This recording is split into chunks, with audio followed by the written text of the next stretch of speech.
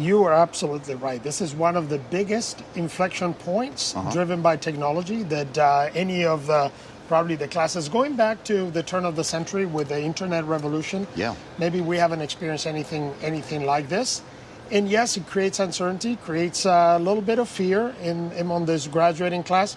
But honestly, it also generates a huge opportunity. And obviously at Georgia Tech, we are a technology oriented and centered university. We make sure that no matter what your major is, that you will be able to fully leverage the tools of AI. That's our goal. Okay. I want to make sure no one graduates Georgia Tech without really being able to fully leverage those tools. Sure. But it is creating a lot of uncertainty, for sure. It's really interesting.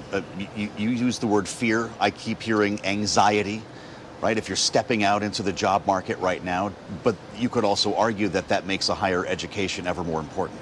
Absolutely. In fact, if you live in a world like we live now where the computer can code better than the human, or can write, or can do research, can write a report, can create a PowerPoint, can do all these things better than the human, then the question of what does the human do?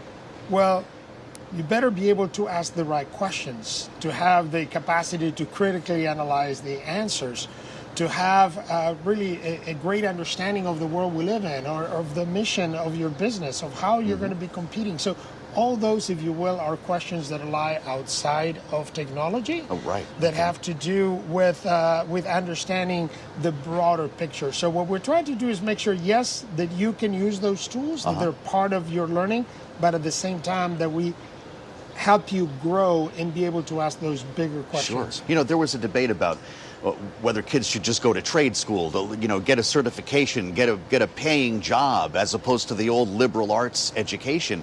If we're vibe coding everything now, does the liberal arts education reemerge as a primary course? I think it does. Yeah? I think it does, as long, and this is the key, as long as you are able to fully leverage the tools of AI. Okay. And that is our goal. So you keep going back to the tools of AI. Yeah. I remember when I was first pointed to the internet as a graduating college kid, because I had never seen the internet before.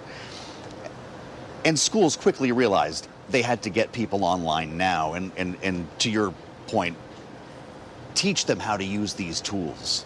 How do you do that when it comes to AI, when there are so many competing platforms and a technology that's developing so quickly? This isn't like going on Alta Vista and doing your first internet search. AI is new, but the problem that you describe is not new.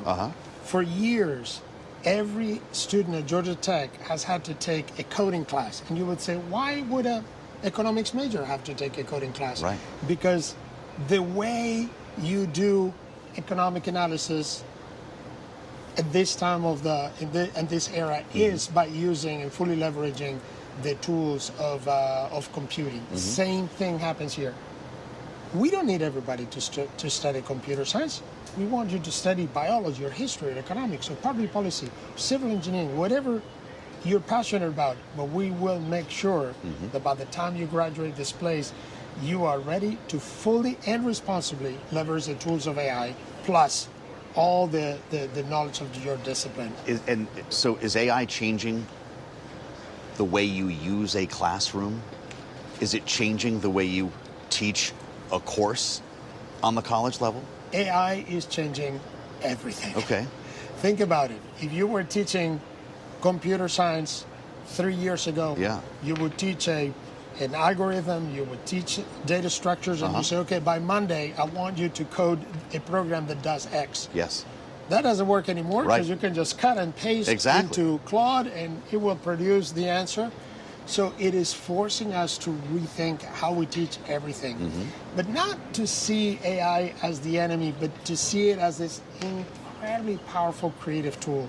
It is forcing us to raise the level of the thinking and the analytical competence of our students. Fascinating. Yeah, if you assign a paper to a student, same thing. They crank it out of an LLM and hand it back to the teacher. How do you teach that student in that world? Well, in fact, we have, for example, a writing seminar. It doesn't matter whatever major you do, you have to do a writing seminar. Until now, Used to be you just write every week, you get feedback on that paper. What we're now assuming is that we're not saying you cannot use AI, we're assuming you're going to use AI, but our expectations of quality of what you produce are a lot higher than they were 3 years ago. Yeah, I was fascinated to learn that Georgia Tech is the second largest recipient of federal research grants. We've seen these grants challenged in this administration. The Doge effect was very real, and I'm wondering what it has meant for your campus. Fortunately, Georgia Tech has fared very well.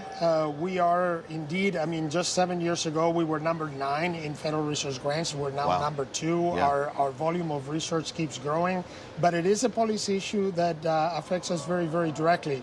Right now, if you look at right behind us, that skyline did not exist in Atlanta 20 years ago. Some of that didn't even exist 10 years ago. The reason why Atlanta is growing is because of the innovation, entrepreneurial energy that is coming out of Georgia Tech. That is the driver of all that activity. The fuel of that is research funding, most of that coming from the federal government.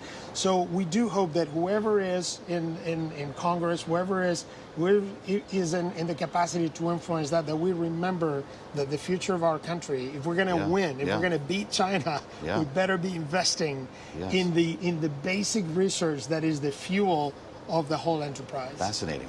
You're running an academic institution here, but it's actually a massive business, and your input costs are higher than ever.